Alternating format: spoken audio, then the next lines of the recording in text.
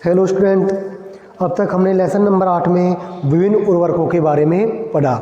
हमने पढ़ लिए सारे उर्वरक। अब हमारे उर्वरक तो कंप्लीट हो गए। अब इसका एक छोटा सा टॉपिक बचा है, वो है उर्वरकों के अधिक प्रयोग से मृदा पर पड़ने वाले प्रभाव। यानी कि यदि हम मृदा में अधिक मात्रा में उर्वरकों का प्रयोग कर रहे हैं, रासायनिक उर्वरकों का प्रयोग कर रहे हैं, तो मृदा पर कुछ प्रतिकूल प्रभाव पड़ते हैं। तो वो प्रभाव देखने हमें कि कौन कौन से प्रतिकूल प्रभाव पड़ते हैं। तो देखिए, उर्वरकों के अधिक प्रयोग से मृदा पर पड़ने वाले प्रभाव। खेती में रासायनिक उर्वरकों के अनुचित एवं असंतुलित प्रयोग से मृदा उर्वरकता पर प्रतिकूल प्रभाव पड़ता है। कौन कौन से प्रभाव पड़ते हैं? नंबर 1 प्रभाव, इससे मृदा में गौण तथा सूक्ष्म पोषक तत्वों की कमी हो जाती है।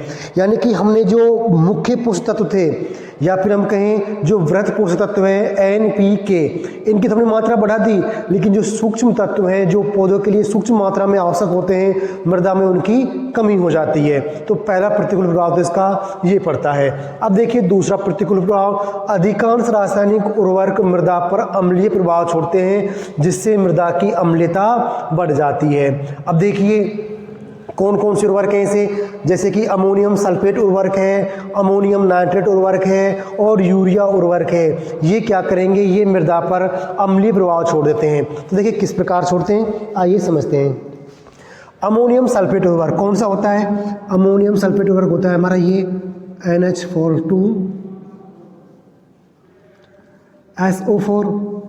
ठीक है। ये अमोनियम सल्फेट है। ये मृदा में जाकर किस में टूटता है? ये टूटता है NH4 प्लस, कितने होंगे? 2 प्लस में क्या मिलेगा हमें? SO4 minus 2 sulphate ion.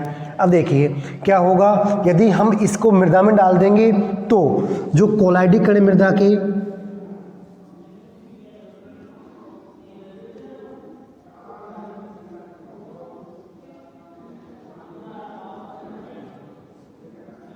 या फिर आप इसे मृदा कोलाइड लिख सकते हो।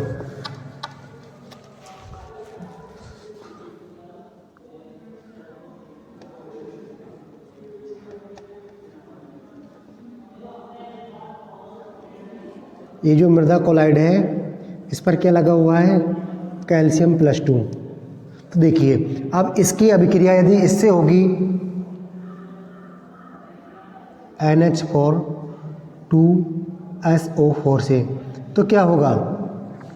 ये NH4 2SO4 इसमें टूट जाएगा। इसमें टूटने से क्या होगा? इसके जो अमोनियम आयन है वो कैल्शियम आयन को प्रतिस्थापित कर देंगे और बनेगा क्या? देखिए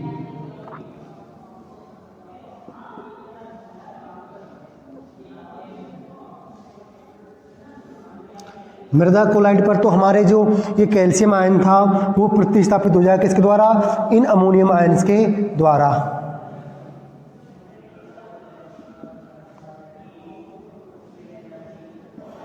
और ये क्या बन जाएगा?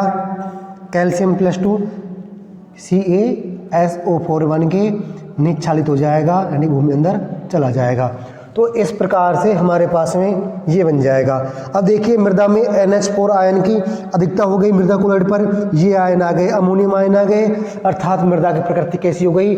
अम्लीय हो गई। क्योंकि अमोनियम आयन कैसी प्रकृति का होता है? ये एक अम्ल छोड़ता है, H+ आयन देता है, इसलिए प्रकृति कैसी हो गई इसकी? अम्लीय हो गई। अब दूसरा देखते हैं हम अमोनियम नाइट्रेट उर्वरक को देखते हैं। ये क्या होता है? NH4NO3, ये हमारा अमोनियम नाइट्रेट उर्वरक होता है। यदि हम इसे भूमि में डालेंगे तो ये किस में टूटेगा? तो ये टूट जाएगा अमोनियम आयन NH4 प्लस में NO3 माइनस में। देखिए अब ये अभिक्रिया करता है किससे? यदि ये मृदा कोलाइड में अभिक्रिया करे,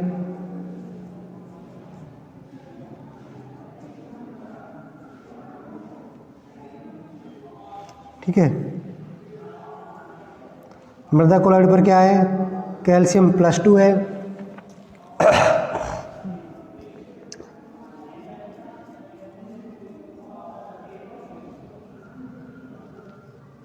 तो क्या होगा? तो मृदा कोलाइड पर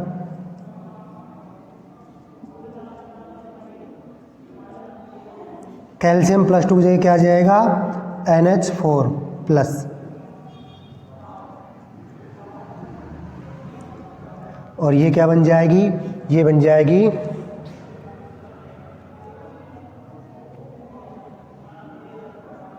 CaNO3 2। तो इस प्रकार से हमारा ये दूसरा उर्वरक हो जाएगा अमोनियम नाइट्रेट उर्वरक। अब इसके बाद आता है हमारा यूरिया उर्वरक। तो देखते हैं यूरिया उर्वरक को।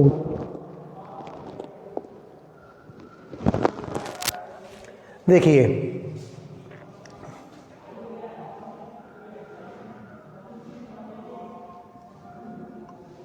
हम जानते हैं कि ये क्या होता है, ये यूरिया होता है। ये H2O से अभिक्रिया करके यूरिएज एंजाइम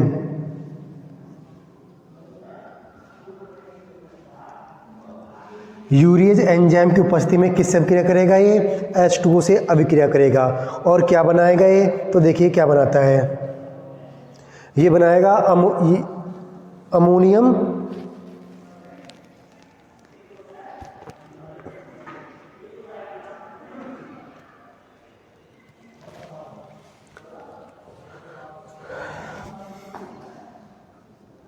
अमोनियम आयन के 2 अणु। ये बन जाएगा इस प्रकार से।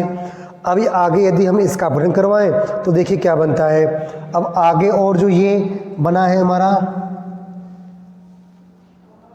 NH42CO3, ये आगे वियोजित होगा भूमि में और क्या बनाएगा, 2 अमोनियम आयन देगा।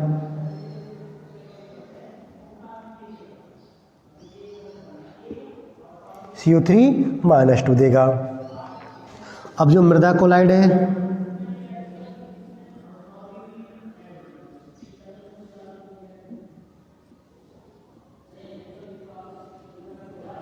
उस पर क्या है, कैल्शियम +2। रिएक्शन किसी करानी है हमें, NH42CO3। तो क्या आएगा, जो मृदा कोलाइड थे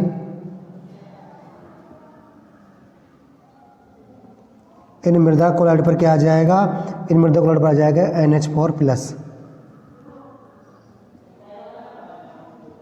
और साथ में क्या बन जाएगा, CaCO3।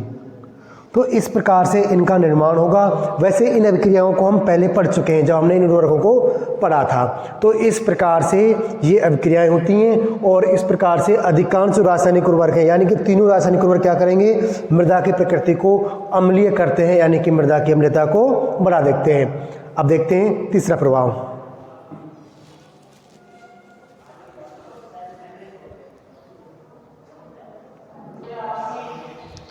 तीसरा है सोडियम युक्त उर्वरकों का अधिक प्रयोग करने से मृदा कोलाइड्स पर सोडियम आयन अधिशोषित होने से मृदा क्षारीय बन जाती है तथा सोडियम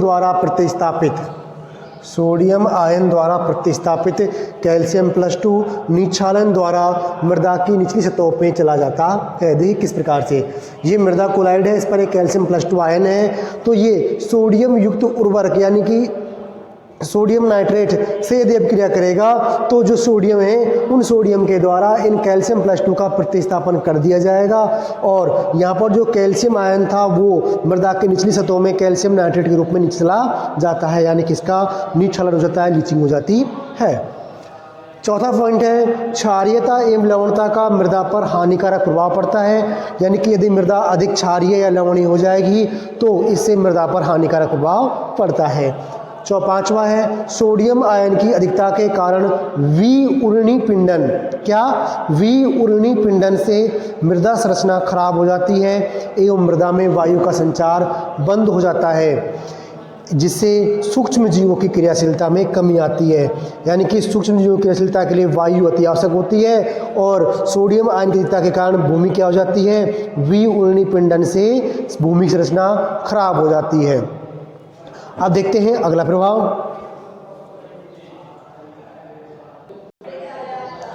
नंबर 6 है सोडियम की अधिकता वाली मृदाओं की थोड़ी सी नमी में जुताई करने पर कीचड़ तथा सूखने पर ढेले बन जाते हैं, जिससे बुवाई करने में कठिनाई होती है।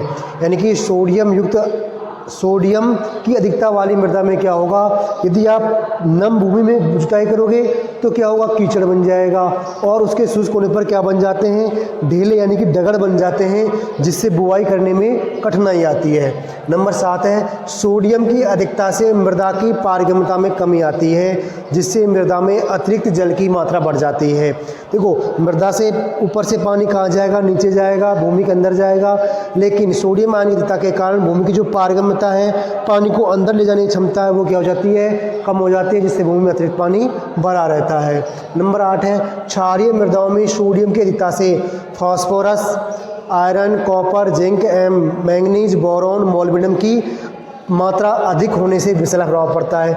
ये सभी सूक्ष्म पोषक तत्व हैं, इनकी मात्रा पौधों के लिए सूक्ष्म मात्रा में आवश्यक होती है। इनकी मात्रा अधिक हो जाती है तो विषैला प्रभाव पड़ता है उसका, तो इनकी जो क्षारीय मृदाओं में इनकी अधिकता हो जाती है, जिससे क्या होता है, विषैला प्रभाव पड़ता है। तो अब हमारा लेसन नंबर 8 कंप्लीट हो गया। तो स्टूडेंट, इस प्रकार से हमारे टोटल 7 चैप्टर हो गए हैं जी। 7 चैप्टर हमारे कंप्लीट हो चुके हैं, जिनमें से हमारी जो रिवाइज सिलेबस है, जो अब सिलेबस रिवाइज में बचा है, बोर्ड ने जो नया सिलेबस निकाला है रिवाइज सिलेबस, उसमें हमें 9 चैप्टर करने थे।